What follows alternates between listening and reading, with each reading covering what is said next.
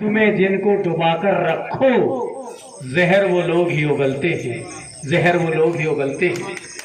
कभी जब सुनाता है और उसकी बात आपके अंदर तक नहीं पहुंची तो कोई मतलब नहीं।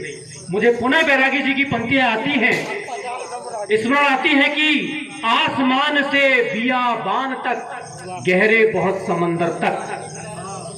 बैरागी जी की रचना है कि आसमान से बियाबान तक, गहरे बहुत समंदर तक। और क्या मतलब जो बात ना पहुंची मेरी तेरे अंदर तक, क्या मतलब जो बात ना पहुंची मेरी तेरे अंदर तक। और किसे दिखाएं खाली अतड़ी, सुनी आंखें उधरे होठ, सोच तुम्हारी अब तक पहुंची केवल मस्जिद मंदिर तक, केवल मस्जिद मंदिर तक।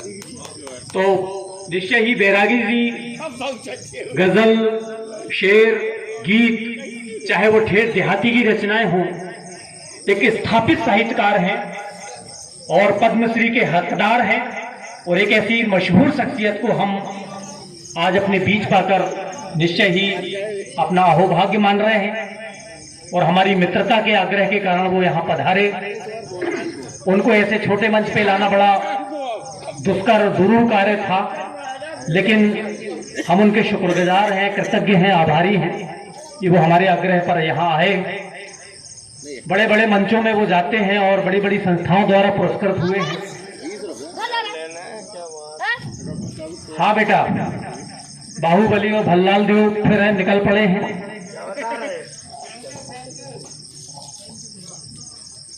नवीन जैन अकेला जब कविता पाठ पढ़ रहे थे, ठीक उसी समय किसी की मोटरसाइकिल चोरी जाने की सूचना प्राप्त हुई। पर मुझे समझ में नहीं आता कि ले कौन गया होगा। बैरागी जी और नवीन जी तो यही थे। राजेश भाई की तरफ ध्यान है। भगवान करे, माता जी करें कि मिल जाए, ऐसा इन्होंने अपेक्षा की है। अब देखो,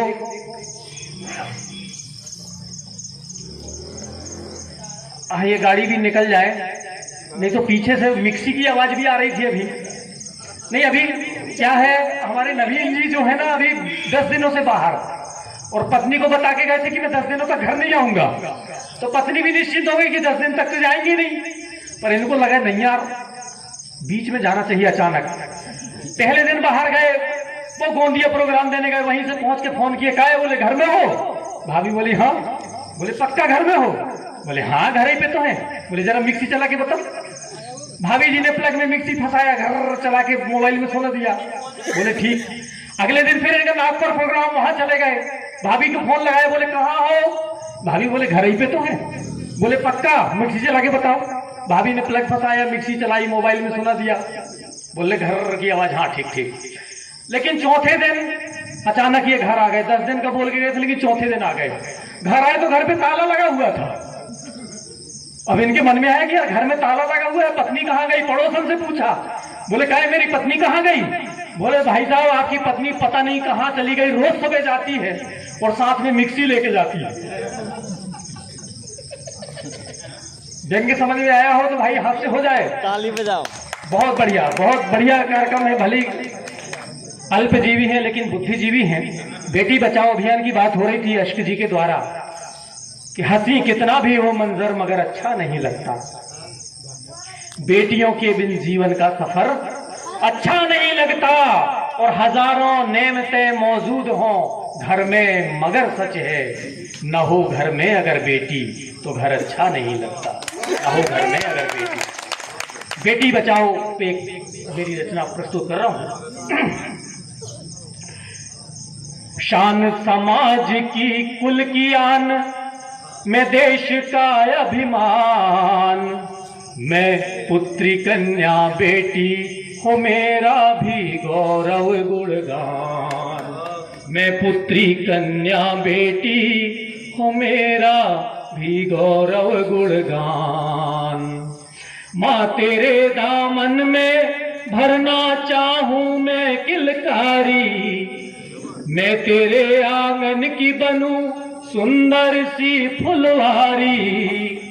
मैं दीदी की पहनूं चूड़ी और माँ तेरी सारी।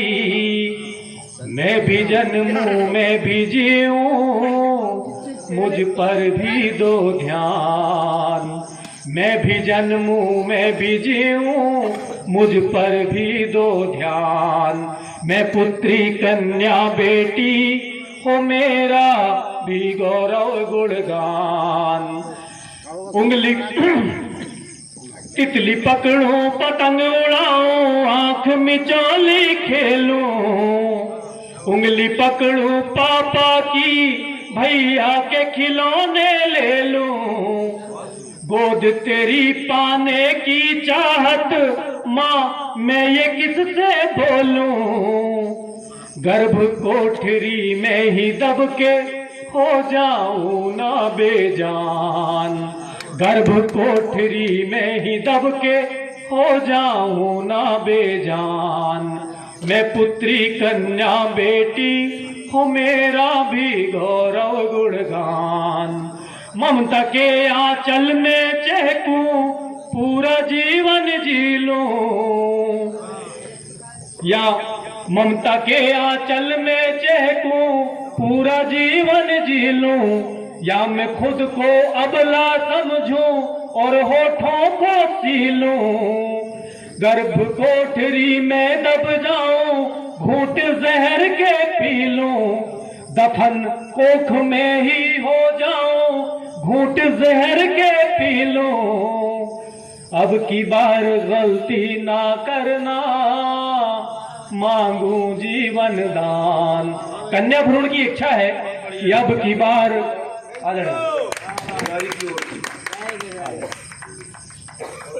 अब की बार गलती ना करना, मांगू जीवन दान।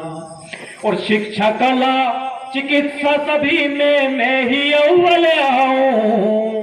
दादा दादी बोझ नहीं मैं किस किस को समझाऊं। मैं दिलवाऊंगी कुटुंब को मान और सम्मान। मैं दिलवाऊंगी कुटुंब को मान और सम्मान। मैं पुत्री कन्या बेटी हो मेरा भी गौरव गुणगान। शुक्रिया, धन्यवाद। आइए कहानी सिवनी से पधारे